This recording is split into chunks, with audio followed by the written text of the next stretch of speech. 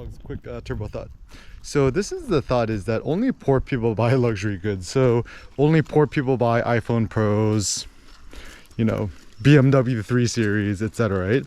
Even my friend Terrence back at UCLA days was like buying a BMW 3 Series is like buying the Toyota Corolla of the German line. So whenever you see somebody driving a low-end German car, know that they're actually not that rich, right? Because, like, you know, you buy it for the name prestige, but you actually can't afford the good one. But anyways, so a quick turbo thought I had was the hilarity is in actuality, people who have lots of, you know, expensive stuff, right? Expensive house, expensive car, clothes, device, whatever. In fact, they're actually the most poorest, because what's actually not important is the expensivity of your possessions, but actually what matters more is just how many US dollars, commas and zeros you got in the bank, right? Like, yeah, okay. Like, like, are you too Lamborghini rich, right? So the problem is that, like, you know, everyone wants to buy the Lamborghini, right? And be rich and successful, whatever. But once you buy the Lamborghini, you no longer have the money. You have the Lamborghini, but you don't have the money. So actually, in some ways, the money is actually more important than the thing itself. So, like, a funny thought, right? If you really want a Lamborghini, just use an iPad Pro and just AR it into your bedroom and just inspect the design, screenshot it, use Procreate to understand the design, whatever. Play a video game simulation, or if you want the thrills, the adrenaline rush, just go to a local racetrack, rent it for an hour for like $1,000 and have some fun. Even shout out to the Porsche Experience Center, being able to rent and drive a Porsche 911 GT3 RS for an hour. I think it's like $1,050 or something like that. Seems like a good idea. Rather than have to deal with the ownership of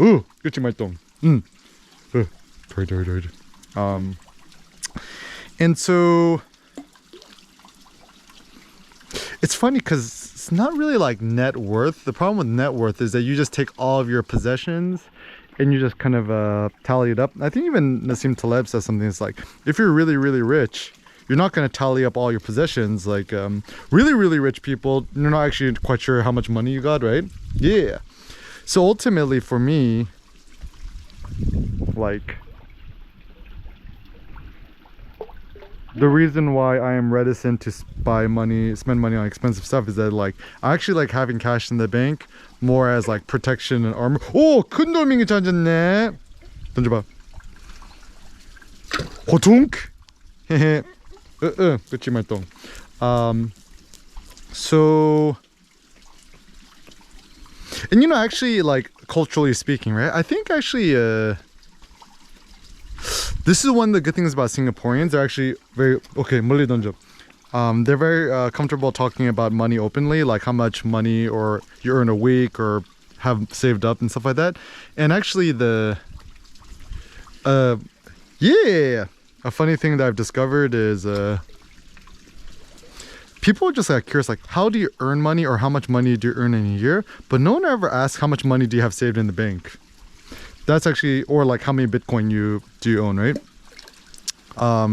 So, you know, the question is like, are you too Lamborghini rich? Are you part of the 10 plus equal plus or minus 10 Bitcoin club, etc.?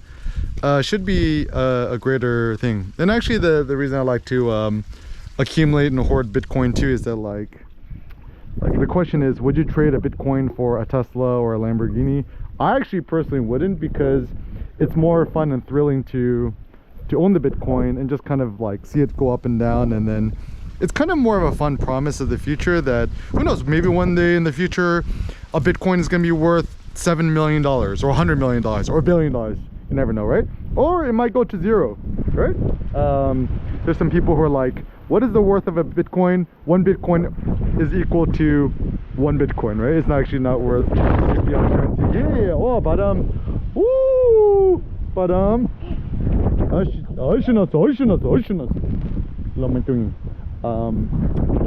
And even Nassim Taleb made a good case that's against Bitcoin. Is like, it's not a hedge against inflation, it's not worth anything.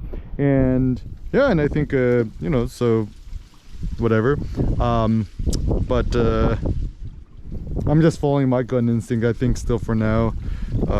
Good future for Bitcoin. So rather than own a Porsche, a 911, a GT3, a GT3 RS, a Lamborghini Huracan, Aventador, Urus, I think it's better to be just part of the 10 plus Bitcoin club. Is it's a more interesting thing, right?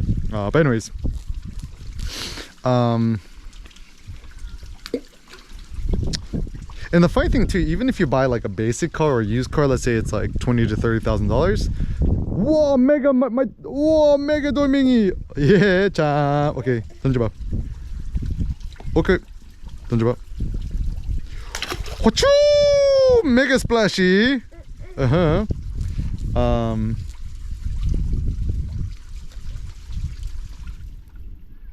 오케이. 영이. 와우, 뚜뚜. 뚜뚜. 헤헤. 헤헤.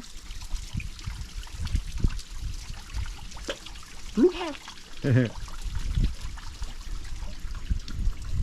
Hadong, South Korea is the future. But anyways, so yeah, actually, I wonder, it's like, why is it then just like normal conversation? Nobody ever asks how much money do you have saved up in the bank? Ooh, yeah. Maybe this could be the future.